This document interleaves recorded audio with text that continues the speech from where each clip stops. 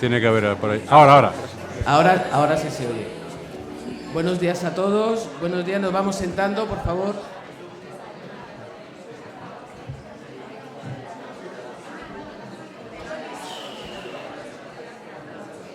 Da gusto esto. Sí, pero... Es que la ciudad es muy bonita. Vamos a empezar con esta... Con este simposio de genética, hipertensión y enfermedad renal. Ruego que os vayáis sentando. La verdad es que es un placer ver a estas alturas del Congreso una sala tan llena. Nos falta una ponente que supongo que vendrá... que estás aquí. Vente para acá, Teresa, que no te habíamos visto. Empezamos con 12 minutos de retraso. No creo que vayamos a recuperarlos, pero sí que comunicar dos cosas. En primer lugar, que seáis en las preguntas que hagáis lo más concisos posibles, y a los moderadores ya les hemos dicho, perdón, a los ponentes, que sean lo más estrictos posible con el tiempo asignado. Yo creo que es un simposio muy, muy interesante y que vamos a sacar muchos aprendizajes para nuestra práctica clínica. Y sin más, os dejo a mi comoderador, Javier Nieto. Vale, perfecto. Bueno, pues empezamos ya con la primera ponencia. Yo creo que es más fácil hacerlo directamente. Voy a sacarlo, si no, no lo puedo ver. Como no hay papel, y no lo tenía apuntado, vamos a ver. El primer ponente es Eliezer Coto García, que trabaja en Asturias, es el que lleva el grupo de investigación cardiorrenal, y además trabaja en el Hospital Central de Asturias, Universitario Central de Asturias, y además es especialista en genética molecular, donde lleva el departamento en el hospital. También es profesor de la Universidad de Oviedo y, pues además está en el Instituto de Investigación Sanitaria del Principado de Asturias.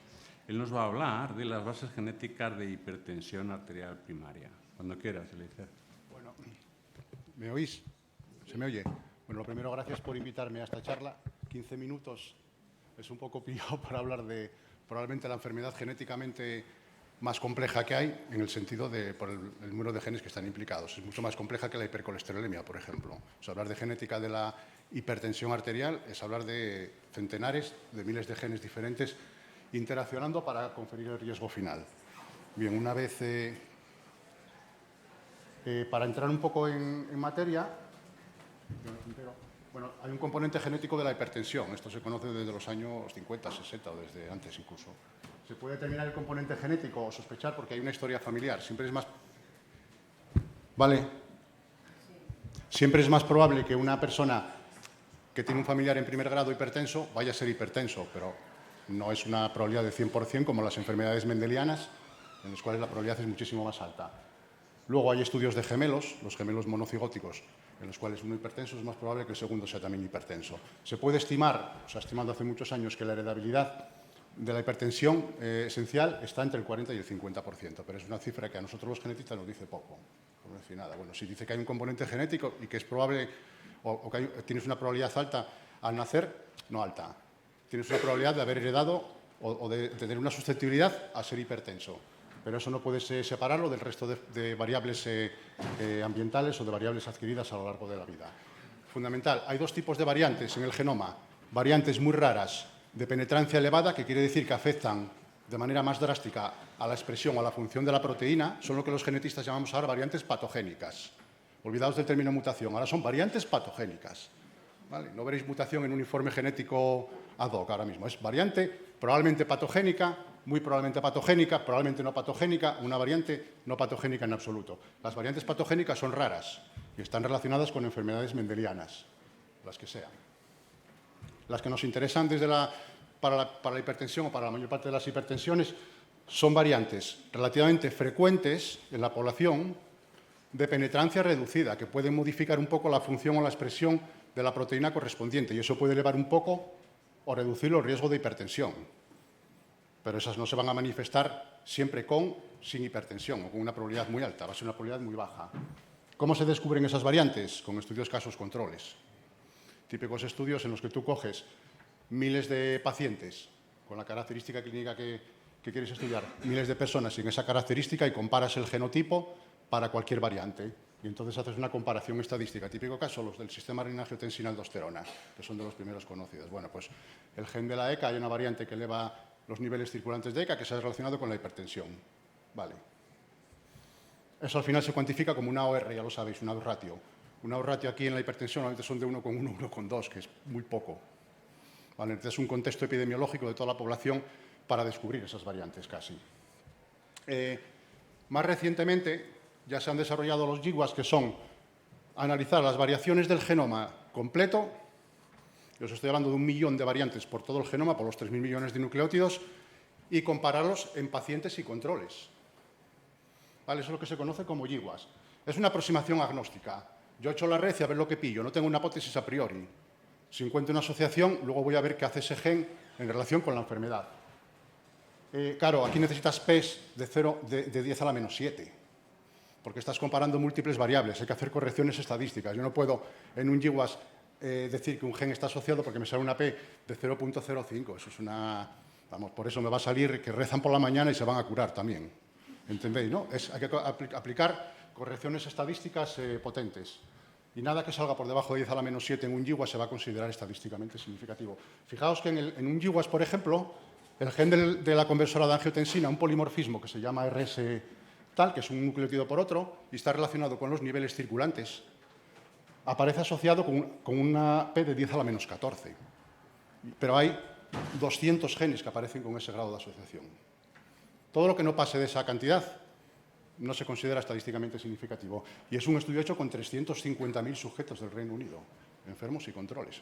O sea, cualquier cifra por debajo de eso podéis ir olvidándoos casi. Y luego tenemos el problema de las variables confusoras, porque muchos estudios, en estudios casos controles, te mezclan pacientes, incluso controles, que tienen cosas diferentes. Ahí unos son hombres, otros son mujeres.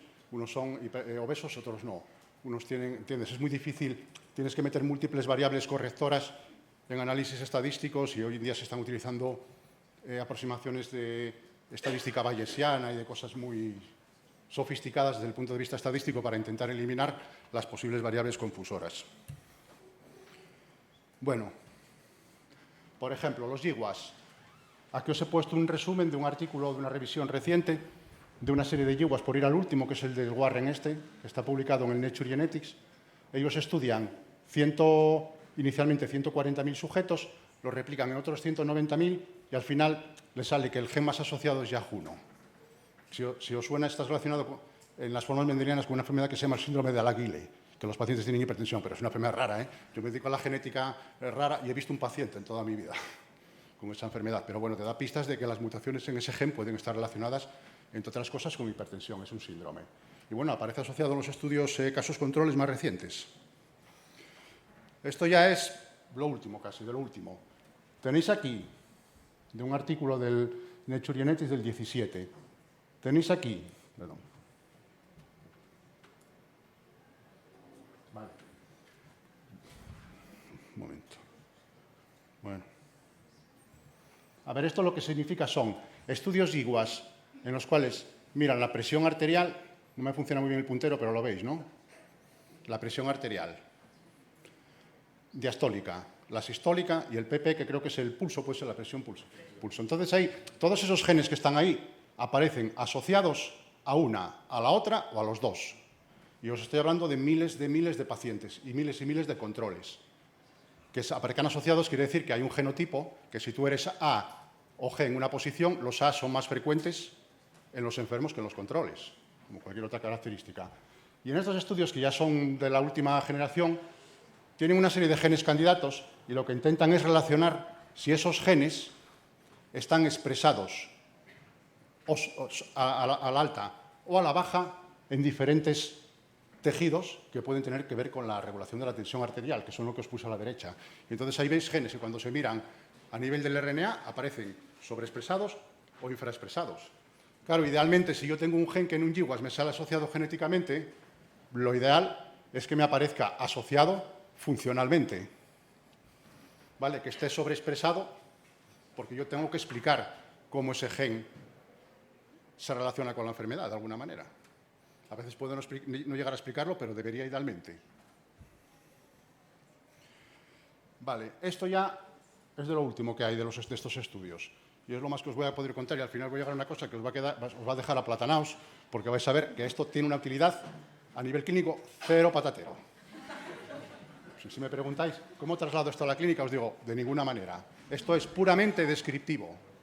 Esto es para describir genes y vías fisiológicas que pueden estar relacionadas con la hipertensión. Que dentro de, o ahora mismo, hay alguien trabajando en un fármaco de esa vía, pues es posible, por lo menos da pistas de por dónde podéis entrar a la enfermedad. En este tipo de estudios es una combinación de marcadores genéticos, estudios GWAS, con expresión en una sola célula, y en una sola célula renal en este caso. Tenéis ahí los GWAS, eso ya lo sabes porque hay estudios ya realizados, incluso en esas cohortes. Y luego tenemos dos tipos de estudios, expresión de genes de todo el genoma en una sola célula. Tú puedes sacar una célula sola de la nefrona de diferentes partes y ver qué genes están sobreexpresados y qué genes están infraexpresados. Es una tecnología que se llama Single Cell Expression. Bueno, hacen falta aparatos de última generación y tal, pero bueno, son cuestiones de la genómica muy sofisticadas. Puedes analizar la expresión en una sola célula de diferentes partes del tejido. Y puedes más aún, puedes analizar el patrón de metilación que tiene que ver con la epigenética. Entonces intentas relacionar qué genes están asociados genéticamente, digamos, por predisposición con la enfermedad y si esos genes, esas variantes afectan a la expresión incluso a nivel de una sola célula. Vale, a ver si me pasa. ¿No me pasa? ¿No me pasa la diapositiva? ¿Las puedes pasar desde ahí? Ya la tienes. Ah, vale. Bueno, esto es lo que veríais aquí. Aquí os pongo un ejemplo de dos genes. Por un lado, un polimorfismo de la ECA, que está relacionado con niveles de expresión, de sobreexpresión en este caso, en diferentes partes en diferentes modelos celulares. A ver, podéis relacionarlos con la función renal. Digo, bueno, tengo un marcador genético que está relacionado con la hipertensión, quiero ver si está relacionado también con la función renal. Pues lo estudiáis en paralelo. Vale, sería lo mismo.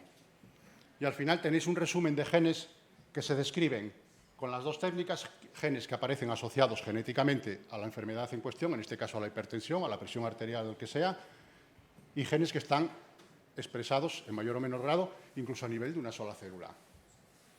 Vale, entonces, bueno, utilizáis combinaciones de esto. Esto entra de lo que se llama las ómicas, que aquí incluso los genetistas pintamos poco. Aquí lo que pintan son los bioinformáticos. Y esos que se dedican al Big Data. Esos son los que dominan ahora mismo el campo porque son los que trabajan en integración de todos esos datos.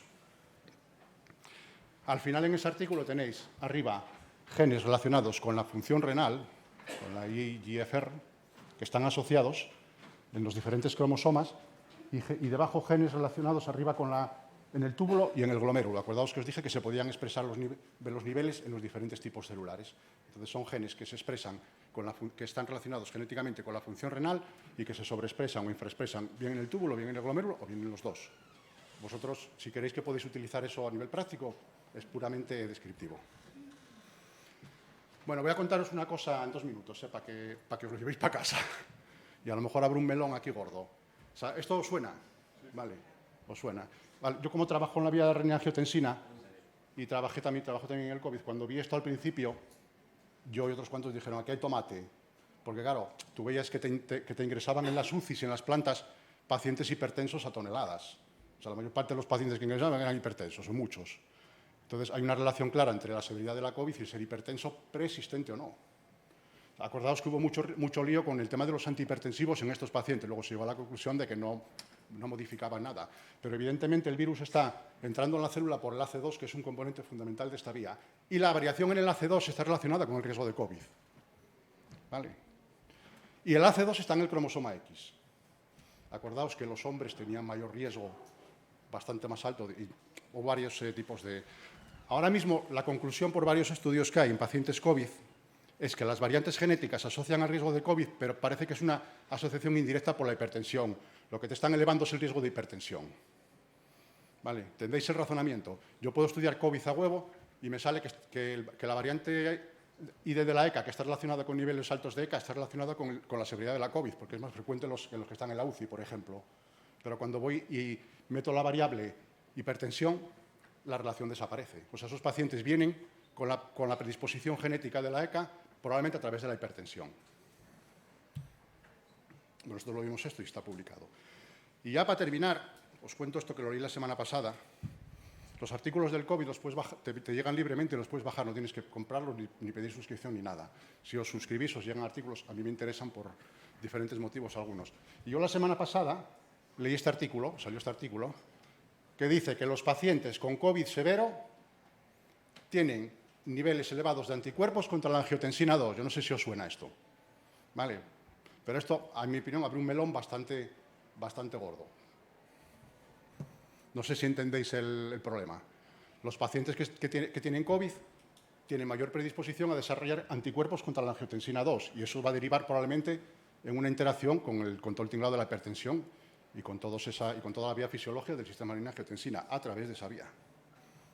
Os animo a leerlo porque es un artículo muy interesante y a lo mejor el año que viene estáis hablando en el Congreso de Nefrología de la hipertensión secundaria post-COVID, no sé qué rollo, entendéis el tema, ¿no? Y bueno, aquí veis las tablas y las figuras. Entonces, bien, básicamente lo que ven es eso, que los pacientes, cuanto más severos son, más niveles de anticuerpos contra la angiotensina 2 se encuentran, que son raros en pacientes, en sujetos normales de la población que no son hipertensos. ¿Vale? Bueno, hay ejemplos para otros genes. Una cosa importante, la última. En los estudios de asociación genética no busquemos asociaciones genéticas relevantes en personas de edad avanzada. Vale, preferentemente hay que definir qué es early onset, definirlo y estudiar preferentemente esos sujetos, porque es más probable que alguien joven tenga una predisposición genética que en una persona de 90 años, que tendrá ya de todo, vamos, y ahí tendrías que meter miles de variables confusoras. Por ejemplo, los cardiólogos para el infarto precoz, el early onset son 55 años. Entonces, hay que definir siempre, a poder ser una edad, intentar trabajar en el descubrimiento de estos genes nuevos con pacientes en ese rango de edad. Acabé.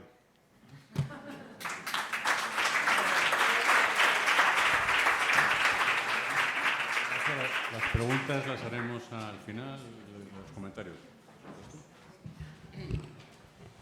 Bueno, muchas gracias. La siguiente ponencia es de nuestra compañera Teresa Cabero. Teresa Cabero es nefróloga del Hospital 12 de Octubre. No me equivoco, ¿verdad, Teresa? No. Muy activa en los últimos años con Glossen, con todo lo relacionado con la glomerulopatía C3, con la consulta de onconefrología y yo creo que nos va a dar una charla muy ilustrativa sobre la relación entre la hipertensión maligna y los déficits congénitos de la vía del complemento. Teresa, Bueno, buenos días a todos y en primer lugar quería agradecer a los organizadores del simposio que hayan incluido este tema en él porque me parece muy interesante. Os voy a intentar transmitir un mensaje que creo que es bastante claro, quizá demasiado sencillo, pero que espero que abra un debate intenso en el momento de la discusión porque creo que todos podemos aportar nuestra experiencia y podemos tener diferentes puntos de vista. Para empezar, como todos sabéis, la hipertensión maligna es una emergencia hipertensiva que puede tener o no alteraciones analíticas como fracaso renal agudo, que puede tener o no microangiopatía trombótica, pero que muchas veces no tiene ni esas alteraciones analíticas ni clínicas, o la clínica puede ser muy vaga, tan vaga como una cefalea en un paciente hipertenso. Entonces, ya en las guías de hipertensión se recomienda realizar un fondo de ojo a todos los pacientes que tengan una hipertensión grave, con sistólicas por encima de 160 y por encima de 100, y, por tanto, siempre es una emergencia hipertensiva que tenemos que buscar. La importancia de la hipertensión maligna ya la conocemos desde hace muchos años porque ya en este trabajo realizado por oftalmólogos lo que observaron es que cuando en la retina se veían hemorragias y exudados, es decir, una retinopatía grado 3 o incluso edema de papila en un grado 4, los pacientes se morían. De hecho, en la retinopatía grado 3, la mediana de supervivencia era poco más de un año y en los que desarrollaban edema de papila era inferior a 6 meses. Esto obviamente ha cambiado desde que tenemos todo el arsenal terapéutico antihipertensivo y sobre todo desde que se incluyeron los bloqueantes del sistema renina-angiotensina. Esto ha cambiado, pero no deja de ser una emergencia hipertensiva. Os presento un caso que podría ser típico de una hipertensión maligna, una mujer de 45 años que en los 2 embarazos había presentado hipertensión y que posteriormente pierde seguimiento y, por tanto, pues no sabe si es hipertensa y, desde luego, no está tomando tratamiento. Consulta por disnea y cefalea. Esta cefalea lleva varios meses, acompañada de unos edemas. En la exploración física vemos cifras de tensión muy elevadas, una hipoventilación bivasal en la auscultación pulmonar y esos edemas que ya comentaba. La placa de tórax, compatible con un edema agudo de pulmón, y se realiza un fondo de ojo en el que se ve una retinopatía hipertensiva grado 3. Analíticamente, un fracaso renal muy importante, con una creatinina casi de 10 que obliga a la paciente a entrar en diálisis. No hay datos de anemia hemolítica microangiopática en sangre periférica y en la orina vemos una proteinuria un poquito superior a 1 gramo y microhematuria.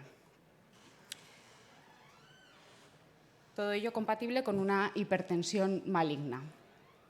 Por otro lado, tenemos el síndrome hemolítico urémico atípico, que, como todos sabéis, pues se debe a una desregulación, a una hiperactivación de la vía alternativa del complemento, que va a desencadenar en la formación del complejo de ataque de membrana a nivel de la célula endotelial del huésped, algo que no debería ocurrir, pero por problemas en la regulación así sucede, y va a dañar la célula desencadenando la microangiopatía trombótica. Siempre que hablo de hemolítico urémico me gusta poner esta diapositiva porque estas son las 2 enfermedades relacionadas con el complemento por antonomasia, y lo que quiero decir con esta diapositiva es que mientras en la glomerulopatía C3 la mayor parte de las causas son autoinmunes, en el hemolítico urémico solo se ha descrito el anticuerpo antifactor H y menos del 10% de los casos van a estar relacionados con algo autoinmune. Por tanto, ante un hemolítico urémico atípico no debemos, o nuestra actitud inicial no debería ser iniciar tratamiento inmunosupresor. Un caso típico de un hemolítico urémico es un varón que consulta por anorexia, malestar general y astenia. En la exploración física llama la atención de nuevo esas cifras de tensión, hipoventilación bivasal, esta vez no tenía edemas, y en la analítica pues vemos una cosa un poco diferente. Sí que tiene un fracaso renal muy importante con hemoglobina de 13, que también obliga a iniciar diálisis en el paciente, y una anemia hemolítica microangiopática que no veíamos en el caso anterior, con hemoglobina de 7, una trombopenia, esquistocitos en sangre periférica y una LDH muy elevada. Se le realiza fondo de ojo en su hospital de referencia donde consulta y, bueno, en ese día el oftalmólogo no estaba muy inspirado y nos dice que tiene una retinopatía hipertensiva moderada. Por tanto, tenemos un paciente con una presión arterial muy elevada, daño renal, daño cardíaco, una anemia hemolítica microangiopática, en el fondo de ojo pues una dudosa hipertensión maligna y, bueno, esto es un hemolítico urémico. ¿Por qué en el hemolítico urémico hay hipertensión? No es del todo conocido, pero se cree que podría estar relacionado con esos trombos que se forman a nivel de la arteriola aferente y que en el aparato justaglomerular se interpretan como una baja perfusión, lo que va a activar el sistema renina-angiotensina-aldosterona de manera brutal, como ocurre en la hipertensión arterial maligna.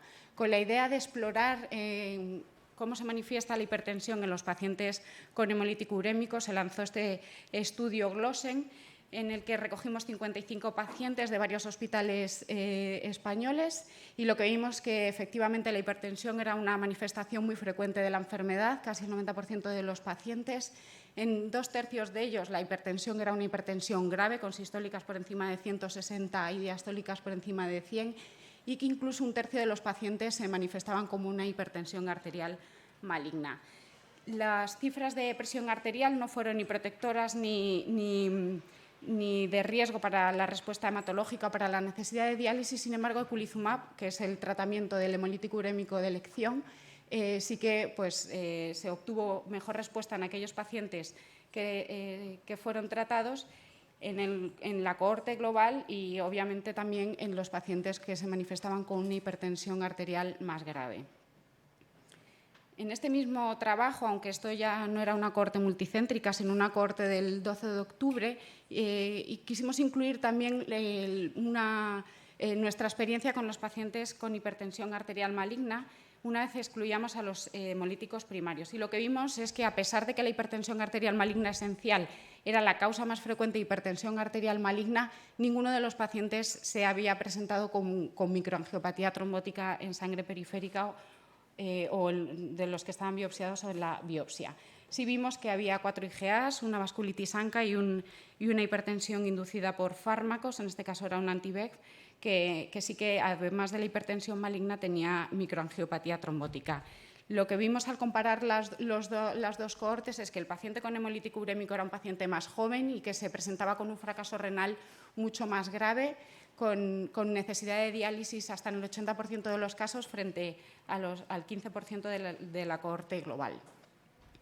Con la idea de hacer multicéntrico este estudio y saber un poco más de las causas secundarias de la hipertensión arterial maligna, lanzamos un nuevo estudio a través de Glossen, que ya está publicado online en el NDT, por si lo queréis revisar más a fondo, y vimos pues, algo parecido a lo que ya habíamos descrito en nuestra serie unicéntrica, que los pacientes con hemolítico urémico tenían una edad inferior a los pacientes con una hipertensión primaria. El fracaso renal era mucho más grave en el hemolítico urémico que en la hipertensión primaria y, por tanto, la necesidad de diálisis también era muy diferente. Y, de hecho, si analizamos los parámetros analíticos de la orina, vimos que los pacientes con hemolítico urémico tenían con mucha más frecuencia microhematuria y también la proteinuria era de mayor nivel. Algo que sí que se podía ver también en el grupo de enfermedades glomerulares, pero mucho menos frecuente en el resto de las causas de hipertensión arterial maligna. Con esta gráfica y esta tabla, lo que quiero destacar es que, a pesar de que la hipertensión arterial primaria malignizada era la causa más frecuente de hipertensión arterial maligna, el que se presentara con microangiopatía trombótica era prácticamente anecdótico, ya que solo 2 pacientes se presentaron así frente al hemolítico urémico o a otras formas de hemolítico urémico secundario, en el que esa probabilidad de que hubiera microangiopatía trombótica pues, era mayor. De hecho, nosotros cerramos el trabajo proponiendo este algoritmo diagnóstico que lo que pretende es eso, llamar la atención sobre el paciente con hipertensión maligna que además asocia microangiopatía trombótica y nuestro mensaje es que siempre debemos sospechar que es lo primero un hemolítico urémico primario y luego ya pues, causas secundarias de hemolítico urémico como la asociada a fármacos, a enfermedades sistémicas o la menos frecuente, la nefropatía IgA. Pero desde luego no debemos pensar como primera posibilidad que se trata de una hipertensión maligna esencial. Además, hace años se publicó también este estudio muy interesante del grupo holandés, que lo que hicieron fue coger aquellos pacientes que en la biopsia tenían datos de microangiopatía trombótica y que en el momento en el que se realiza la biopsia tenían una hipertensión grave. Y lo que vieron ellos es que de esos 9 pacientes que se incluyeron, 2/3 de ellos tenían alteraciones genéticas en el complemento, es decir, no eran hipertensiones arteriales malignas, sino que eran hemolíticos urémicos atípicos. Incluso alguno de ellos no tenía datos de microangiopatía trombótica en el momento de la biopsia. Y por ello los autores concluyen que se debería realizar un screening de alteraciones genéticas en la vía alternativa del complemento en aquellos pacientes que tengan datos de microangiopatía trombótica en la biopsia y cifras de tensión elevadas. Volvemos al caso que os presenté al principio como típico de hipertensión arterial maligna.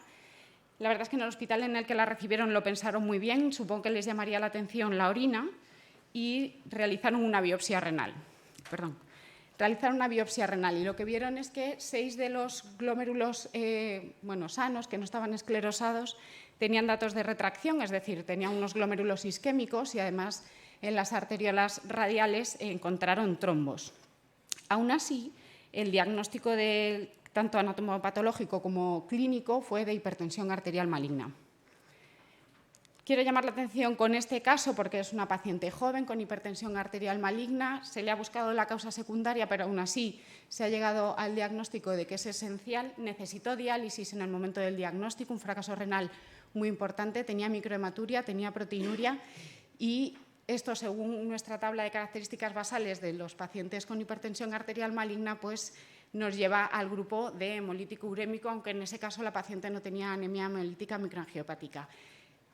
Sin embargo, tenemos la biopsia, y en la biopsia sí que había trombos, y según este grupo holandés deberíamos estudiar los genes de la vía alternativa del complemento. Siempre deberíamos pensar en un hemolítico urémico, aunque no haya anemia hemolítica microangiopática. Y así se pensó cuando la paciente fue mandada a nuestro centro para valorar, para incluirla en la lista de trasplante, y encontramos una variante patogénica en heterocigosis en el factor H que explicaba que la paciente tenía realmente un hemolítico urémico atípico. Y ya para concluir, la idea clara que pretendía transmitiros es que en la hipertensión arterial maligna del paciente joven que se presenta con un fracaso renal grave, que requiere incluso diálisis, que además tiene proteinuria y microhematuria, siempre debemos buscar causas secundarias, hemolítico urémico o enfermedad glomerular. En la hipertensión maligna que tiene microangiopatía trombótica siempre debemos pensar en el SUA primario, porque es lo más frecuente, incluso mientras vamos haciendo el estudio empezar tratamiento con bloqueantes de C5 y, de nuevo, estudiar las causas secundarias. Lo más probable es que sea un hemolítico urémico atípico primario, pero la alternativa es que sea un hemolítico secundario a fármacos, enfermedades sistémicas o la nefropatía IgA, que relativamente pronto podemos ir descartando, porque el hemolítico urémico primario pues, no deja de ser un diagnóstico de exclusión. Es importante porque cambia el tratamiento y cambia el pronóstico del paciente. Un hemolítico urémico que no es tratado en el riñón nativo está abocado a diálisis, y esto va a llevar a un paciente que va a llegar sin diagnóstico al trasplante, y la probabilidad de recurrencia en el trasplante pues, es muy elevada. Muchas gracias.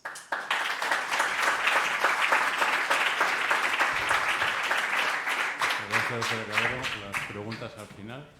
Y el último concursante es... Vamos a ver, pasamos al siguiente. Guillermo Gervasini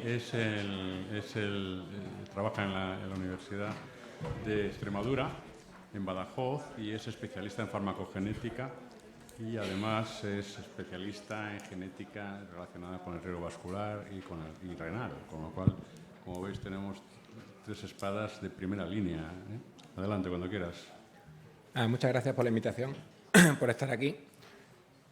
Buenas tardes. Bueno, vamos a hablar un rato de enfermedad renal hereditaria, pero enfocado básicamente en las técnicas genéticas que se pueden utilizar para filiar enfermedades renales no filiadas.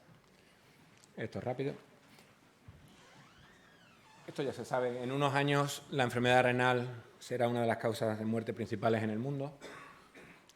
Hasta un 30% de enfermos renales reportan que hay familiares afectados. Ahí ya tenemos una pista de que la genética tiene que tener un papel importante.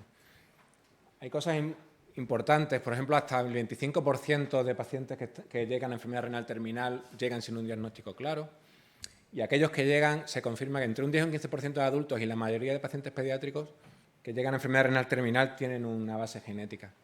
Se le está intentando dar más visibilidad todavía al papel de los genes. Ha habido un cambio en la nomenclatura. La enfermedad genética, eso sería la nefropatía tubulointersticial autosómica dominante, causada por mutación en el gen de la unomodulina. Y se recomienda que siempre se cite el gen que causa la enfermedad. Vamos a hablar de algunas revisiones, algunos artículos que cifran hasta en un 30%, quizás es demasiado optimista, pero entre el 20 y 30% de casos de enfermedad renal crónica no filiada se podría tipificar, ponerle nombres y apellidos con un estudio genético. Hay un par de revisiones, una de New England y otra de Kidney International, en los últimos 2 o 3 años, los cuales cogen a cientos, miles de pacientes con enfermedad renal no filiada y realizan estudios genéticos. Detectan hasta 47 etiologías genéticas diferentes, variantes genéticas para entendernos, mutaciones, para entendernos mejor todavía. Muy heterogéneas, más del 60% solamente se dan en un paciente. El ganador aquí es los genes del colágeno 4.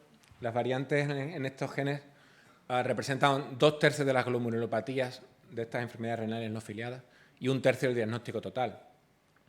Si vemos los estudios en España, uno que se ha realizado muy recientemente, se ha publicado este año, los genes que descubrieron que estaban detrás de estas enfermedades renales no filiadas son los mismos, son los que están rodeados en rojo.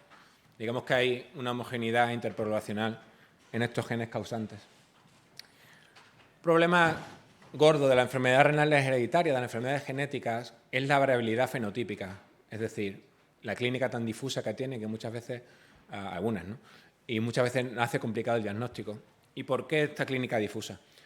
Puede ser por muchos factores. Por cierto, si alguien quiere profundizar un poquito más, esto está sacado de un artículo de Elizabeth Ars, que no la conozco, pero el artículo, no, lo digo porque no hay favoritismo en este caso, pero es que me gusta recomendarlo porque el que no tenga mucho conocimiento genético, el artículo que está en una web, yo no lo he visto en ninguna revista, es perfecto, porque habla desde la base y lo explica todo espectacularmente bien. La variabilidad fenotípica, repito, puede obedecer a muchos factores. Puede haber lo que se llama heterogeneidad genética, es decir, que no haya solo un gen causante de la enfermedad, que haya dos, PKD1, PKD2, variantes en PKD1 pueden tener un pronóstico peor para llegar a enfermedad renal terminal. O heterogeneidad alélica, que personas con 2 mutaciones importantes en el gen tengan peor pronóstico que una mutación solamente. La regulación epigenética, nosotros somos la genética y toda la maquinaria que hay detrás para expresar esa genética. Modificación de histonas, metilación de DNA, etc. Que exista penetrancia incompleta, es decir, que no todas las personas que alberguen la mutación van a presentar la clínica típica de esa enfermedad. Que existan genes modificadores, puede haber genes causantes y genes modificadores que pueden agravar el cuadro. En las enfermedades que están ligadas al cromosoma X, si las mujeres, el cromosoma X que inactivan es el que no está mutado y se quedan con el mutado, pueden tener esa enfermedad en un grado, digamos, más severo de lo que sería esperable en mujeres. Factores ambientales. Tenemos la genética y tenemos todo lo demás que nos rodea, la dieta, el consumo de alcohol, de drogas, el estilo de vida. Todo eso afecta a una enfermedad renal. Yo no soy clínico y me parecería absurdo daros una charla de enfermedades renales hereditarias desde el punto de vista clínico a vosotros que sois nefrólogos. Entonces, me enfocaría más en las técnicas genéticas. Yo creo que si se entiende cómo funcionan las técnicas genéticas, cuando lleguen los resultados de los test genéticos es más fácil de interpretarlo. ¿De acuerdo? Entonces, por darle un repaso muy somero a lo que tenemos disponible, otra cosa que se pueda solicitar, cómo de fácil es solicitar un test genético en según qué hospital, en fin, eso es aparte. Pero ¿qué está disponible? El microarray. Microarray es la evolución del cariotipo, ¿vale? De toda la vida. Lo que hace es detectar fallos cromosómicos grandes de 200.000, 400.000 bases. Son desarreglos cromosómicos que se producen en la meiosis. Y esto es cuando se sospecha, normalmente está asociado a enfermedades de tipo sindrómico. Este microarray es 1000 veces más sensible, tiene más resolución que el cariotipo, es decir, puede detectar 1000 veces fallos 1000 veces más pequeños. Lo que no puede detectar son mutaciones puntuales de una sola base. Para eso tenemos la secuenciación Sanger, que digamos, no es que esté obsoleta, pero ahora tiene un papel secundario. Ha tenido un papel, bueno, con la secuenciación Sanger se hizo el genoma completo, se secuenció el genoma. Básicamente vamos ahí a tiro hecho. Tenemos una sospecha de una enfermedad que sabemos que es monogénica, que la causa la mutación X en la posición X. Tenemos esa sospecha y vamos a confirmarla. Para eso sirve. En la posición que está en negrita sabemos que puede haber una adenina o una citosina. Si tienes adenina estás bien, hay una señal de adenina, eres homocigoto wild type, no tienes problema. Si tienes solamente una señal de citosina, estás mal, eres homocigoto para la variante, patogénica en este caso, y si tienes un pico de cada clase, eres heterocigoto. Después depende si tienes la enfermedad o no, dependiendo si es autosómica recesiva, autosómica dominante, recesiva, etc. Pero, como digo, esto tiene un papel secundario ya la secuenciación Sanger. ¿Por qué? Porque se ha evolucionado, supongo que sonará la secuenciación NGS, Next Generation Sequencing, secuenciación masiva, tiene todos esos nombres. La diferencia con la anterior, el rendimiento.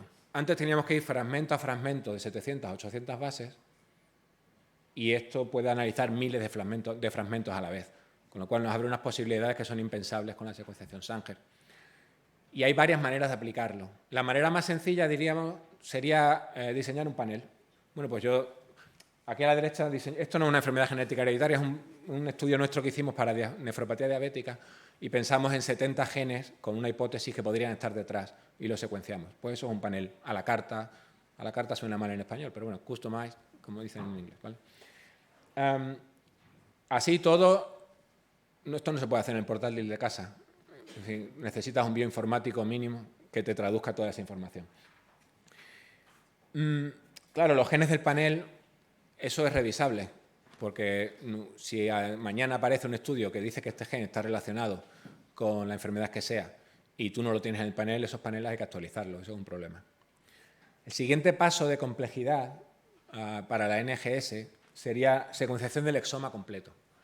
En el ADN sabéis que tiene los exones y los intrones. Los exones codifican para la proteína, los intrones los separan. Cuando tú sumas todos esos exones, tenemos el exoma. Y ahí están, se supone, las variantes más importantes, las que afectan a una secuencia que codifica para proteína. Bueno, pues se puede secuenciar el exoma completo. Con eso detectaríamos la mayoría de SNV, es lo que antes se llamaba SNP y lo que antes se llamaba mutación, variantes de nucleótido simple. Con esto podemos detectar, repito, la mayoría de las SNVs conocidas. Sí que es verdad que para inserciones y deleciones no es tan útil y, por supuesto, para CNV. CNV son los fallos grandes cromosómicos que comentaba anteriormente. Para eso está el microarray. Más caro sin... Ahora mismo no sé cuánto puede estar, pero yo creo que habré hecho algún exoma por 700, 800 euros. Quiere decir, caro entre comillas. Eso sí, el análisis y la interpretación es muy complicado. Complicado que se requiere un equipo de personas. ¿De acuerdo? Y la última evolución, digamos, de complejidad de la NGS sería aplicarlo a lo que hablaba antes el compañero Eliezer, en los GWAS, los Genome-Wide Association Studies, o estudios de genoma completo. ¿Por qué de genoma completo? Porque el exoma que hablábamos antes, a fin de cuentas, es 1,5%. Nos queda un 98,5% de ADN que no hemos mirado. Que es verdad que las mutaciones ahí, en teoría, no deberían ser tan importantes, es verdad, pero a veces no. A veces tenemos regiones reguladoras, regiones de splicing, en fin, regiones que hay que mirar. Más caro, más difícil de interpretar. De hecho, se queda casi siempre para investigación. Es muy raro la aplicación en clínica de los GWAS.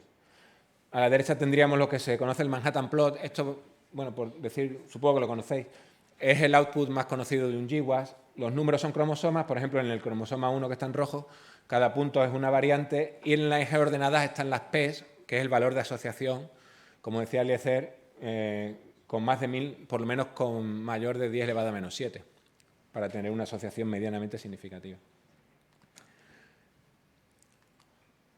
¿Hasta aquí hemos llegado?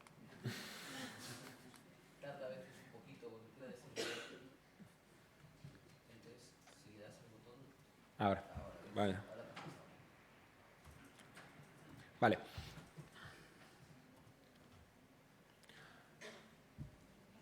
A fin de cuentas, con cualquiera de las 3 genéticas que hagamos, vamos a tener al final una serie de variantes que nos van a llegar a la consulta. El informe genético dirá tantas variantes. En 2015, el American College of Medical Genetics y la Association of Molecular Pathology clasificaron todas las variantes que hay en 5 grupos. Patogénicas, probablemente patogénicas, que son las que tienen valor diagnóstico, benignas o probablemente benignas, o en las de en medio, que son las VUS o variantes de, digamos, causalidad no definida, que son las que hay que mirar, porque son las que hay que reclasificar periódicamente para ver si entran en el grupo de arriba o en el de abajo. Pues no. Ahí. En uno de los estudios que comenté anteriormente, publicaron también un algoritmo, digamos, árbol de decisiones que tendría que tomar un clínico cuando nos llega a la consulta una enfermedad renal no filiada. A la derecha sería, si no tenemos sospecha de que haya trasfondo genético, seguimos como siempre. Si hay una cierta sospecha que haya un trasfondo genético ahí, ¿por qué? Pues porque la enfermedad se haya instaurado desde la niñez, porque haya una historia familiar positiva, porque haya consanguinidad, etcétera, etcétera.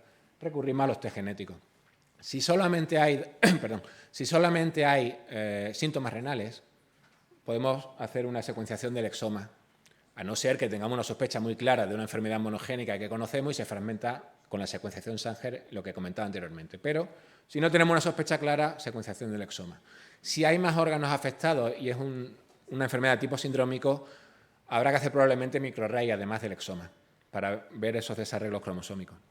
De cualquiera de las maneras nos llegan los resultados, que pueden ser positivos en la izquierda, con lo cual elaboraríamos el informe, hablaríamos con el paciente.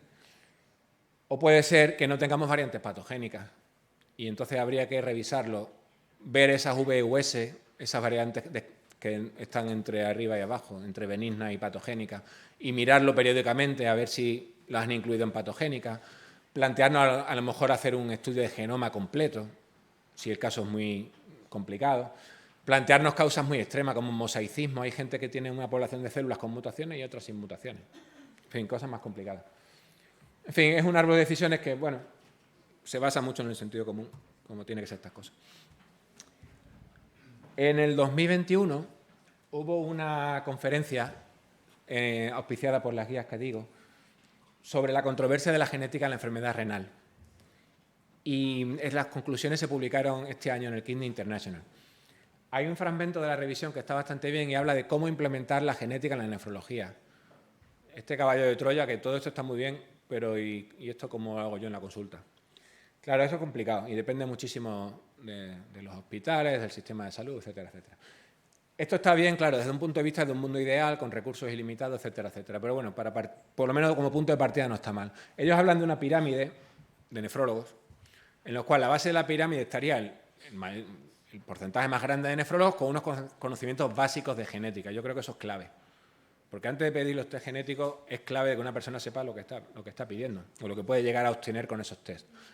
Y estos conocimientos genéticos podrían obtenerse pues, de la carrera. Ahora estamos cambiando los planes de estudio en la Universidad de Extremadura para incluir una asignatura de genética, porque tal como va la medicina, creo que es necesario tenerla, o en la residencia.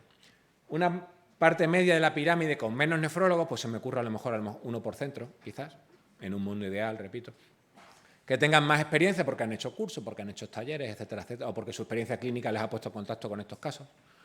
Y estos nefrólogos, repito, a lo mejor 1 por centro, podrían ponerse en contacto con la parte de arriba de la pirámide, que sería una parte muy pequeña de nefrólogos, otra vez me imagino, uno por área de salud, quizás, que trabajaran idealmente en un centro multidisciplinar con otros especialistas, también con base genética de otras especialidades. Digamos que esta sería la idea. Como repito, no está mala idea, siempre que tengamos en cuenta las limitaciones de... Pero quiero incidir en la parte de abajo de la pirámide. Es necesario tener conocimientos básicos de genética para, por lo menos, pedir los test genéticos y saber qué estamos haciendo. Y para acabar, es tarde, por no liarme más, resumir el por qué hacer un diagnóstico genético. Lo primero es por lo que estamos hablando, ponerle nombres y apellidos a una enfermedad renal no filiada.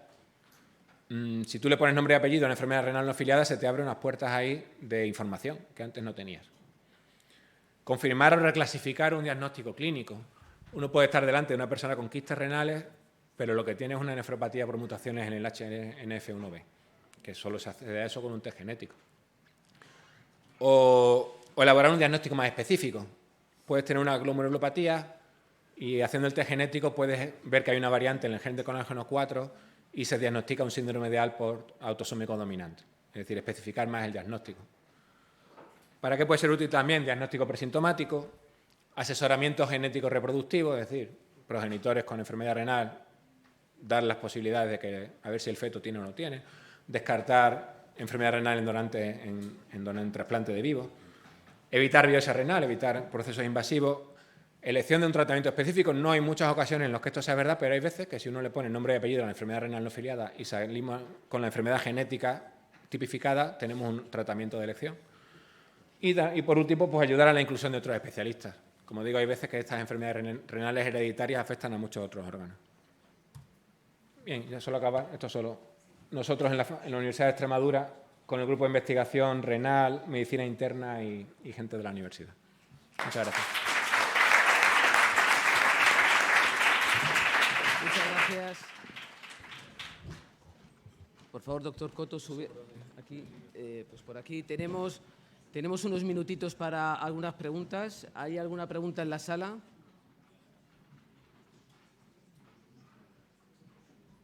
Yo quería hacerle una pregunta a la doctora Cabero, que a mí me ha encantado la presentación. He aprendido que a cualquier hipertensión maligna con datos de microangiopatía trombótica, aunque no sean muy expresivos, hay que sospechar, en primer lugar, un urémico político. La última parte de lo que nos has comentado también se aporta la posibilidad de que haya lesiones, aunque no tengamos datos clínicos. ¿Piensas que hoy por hoy merece la pena hacer un estudio genético de complemento a toda hipertensión maligna? ¿Solo a los jóvenes? ¿Solo a los mayores? Bueno, a todos no. Y yo creo que un poco el paciente que he intentado definir es eso, un paciente sobre todo que se presenta con un fracaso renal muy importante que necesita diálisis, porque eso sí que era muy diferente en los grupos según la causa de la hipertensión maligna. Y si tiene microhematuria, pues también sospechar que...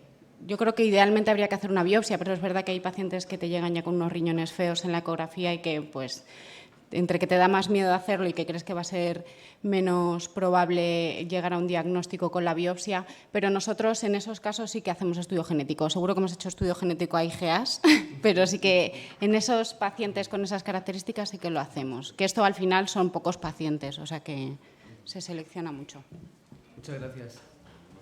¿Más preguntas?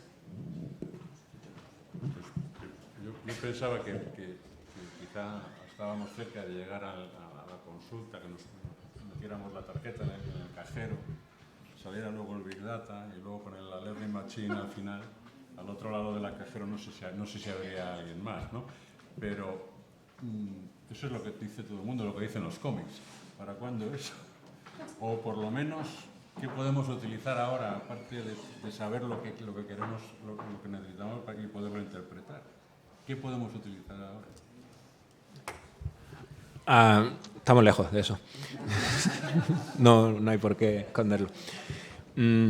Lo que no puede hacer la genética, creo en mi opinión, es vender humo. Entonces, lo que hay que ser consciente de las cosas que puede hacer y que no puede hacer. La genética me refiero a los estudios aplicados en clínica. Es muy útil en casos concretos y lo seguirá siendo y cada vez en casos más grandes. Otra cosa son programas de, como tú comentabas, de introducción de la genética en la atención primaria, que tú llevas con tu código de barras y te van y ahí estamos todavía muy, muy lejos. En el entorno hospitalario y del tema que estamos hablando, yo creo que es muy útil y lo seguirá siendo y cada vez más. Pero como digo, a veces es complicado leer ciertos titulares porque parece que estamos ahí y no estamos ahí. Ni siquiera hay servicio de genética en muchos hospitales, la realidad. Es que ni siquiera hay especialidad. Es una de las dos especialidades que está aprobada desde hace años, creo que es la otra que es de urgencias o algo así, no me acuerdo ahora. Pero bueno, está ahí en el limbo. Es el único país de Europa que no tiene especialidad de urgencia. Bueno, yo me dedico a la genética y soy inmunólogo, soy especialista en inmunología, llevo 40 años o 30 trabajando en tema genético. A ver, sobre el tema, como me dedico al tema, la utilidad es puramente en enfermedades claramente de base genética. O sea, y eso tenéis que manejar mucho el contexto familiar. A ver, la típica, una poliquistosis. A mí no se me ocurre pedir un estudio genético a un poliquístico que tiene 3 quistes en un riñón o 7 en el otro, por mucho que lo haya leído, no sé qué sí. Bueno, eso podría estar indicado, pero necesito un contexto familiar.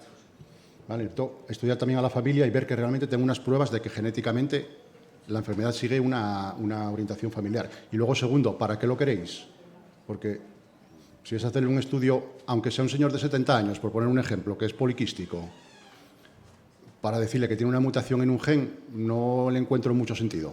O sea, porque no, la enfermedad, la genética no te va a ayudar en muchos casos a manejar la enfermedad. La vas a manejar como ya la manejas, salvo en algunos casos concretos. La mayor utilidad es en enfermedades en las cuales puedes hacer algo desde el punto de vista preventivo. Yo qué sé, en una poliquistosis recesiva, pues puedes recurrir a un prenatal, si la señora se queda embarazada, o un preimplantacional. O sea, tenéis que jugar con ese contexto. En las poligénicas, la hipertensión y tal, bueno, no esperéis mucho por ahora. ¿Dónde está la chica? ¿No está una pregunta por ahí? Para llevar el micrófono. Oye, una nota. Los microRNAs, ¿Contestas tú o contesto yo? Dale. Bueno, los microRNAs son pequeños RNAs que se unen a otros RNAs, tienen un efecto regulador. Se han relacionado fundamentalmente con el cáncer. Lo que está muy de moda es estudiarlo en todas las enfermedades. Tú, por ejemplo, puedes estudiar en una nefropatía diabética, ver los microRNAs en el plasma, a ver si los puedes utilizar como biomarcador. En el infarto de miocardio, por ejemplo, hay algún microRNA que es del tejido cardíaco que se libera al medio y se puede ver que el paciente ha tenido un infarto por la sobreexpresión en el plasma. Pero es que eso todo lo hace la troponina C cardíaca, o sea, no tienes ningún test. No está, es un campo en investigación todavía mucho. Sí que hay cosas, por ejemplo, ahora va a salir un fármaco al mercado que es un antihipercolesterolémico, que en realidad es un microRNA. No sé cuánto cuesta, debe costar. Es como los anti-PCSK9, pero es un microRNA. Y baja el colesterol a niveles indetectables casi. Y creo que va a salir porque ya está aprobado el ensayo clínico. Es un microRNA. Tienen aplicaciones ahí muy buenas, pero bueno, también es una cosa de investigación más que... Una pregunta aquí. No sé si funciona. Sí, se oye. Sí. Bueno, primero enhorabuena a todos. Soy una que trabajo al plantearnos al final, sobre todo a Guillermo... Tienes que darle... ¿Aquí? Sí. Al plantearnos al final que nosotros tenemos que tener más nefrólogos expertos en genética, yo digo, ¿y por qué no tenemos un genetista de cabecera?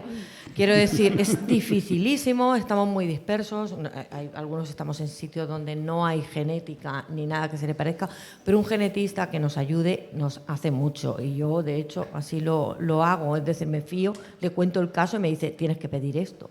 Es decir, que yo creo que eso nos ayudaría muchísimo. Y luego quería saber tu opinión sobre los paneles, porque a mí hasta la fecha los paneles también me han ayudado. Es decir, que hagáis los paneles y que digas tengo un problema que yo como nefrólogo pienso que es glomerular, tubular, y tú me haces el panel, nos han ayudado mucho, pero parece que han quedado un poquito descartados en la charla. Quería saber tu opinión. Vaya. Si han quedado descartados, no era mi intención. De hecho, yo lo que hago son paneles. Hay paneles comerciales que lo puedes comprar, sobre todo en cardiovascular, hipercolesterolemia. Son muy útiles. Sí que es verdad que los resultados que te van a salir son los de los genes que tienes en el panel. No se va a descubrir ningún gen nuevo que afecte a una enfermedad ni nada porque es tu selección. Esa tiene sus cosas buenas y sus cosas malas. En cuanto a lo primero que decías de la genética en el hospital, digamos, yo lo que quería incidir en que muchas veces en la facultad, en la carrera, yo no soy médico, soy farmacéutico, pero doy clases de medicina y no hay genética. Hay una bioquímica que, en fin, que puede, pero no hay una genética. Y yo creo que hay que menos que tener una base de genética en la carrera. En la residencia, bueno, depende de dónde. Pero lo que si no hay servicio, como decía Eliezer, nosotros no hay especialidad. No hay servicio, es en inmunología. Entonces, simplemente el hecho de que ya no existan servicios de genética es muy complicado. Y esa interacción, si en vez de tú llamar por teléfono al que conoces de genética y decirle, oye, este gen y tal, si hubiera, digamos, un sistema informatizado o no, establecido, pues yo creo que se podría hacer las cosas de otra manera, creo. Muy bien, bueno, ya estamos más o menos en el tiempo en el que empezamos. Queríamos dar las gracias a los ponentes, la verdad es que las ponencias han sido extraordinarias. Creo que tenemos que profundizar más en la genética, que yo creo que va a ser la gran revolución, al menos para la nefrología de la próxima década. Veremos qué nos da el GenSel, que es un proyecto de la SEN que va a analizar a muchos pacientes que están en diálisis con causa de etiología desconocida y ojalá acertemos, seamos capaces de diagnosticar ese 30-40% que dice las series. Yo soy un poquito escéptico, pero ya veremos. Agradeceros a los asistentes y a ver si dentro de 5 o 10 años podemos contar mucho más de lo que se está contando aquí hoy. Muchas gracias.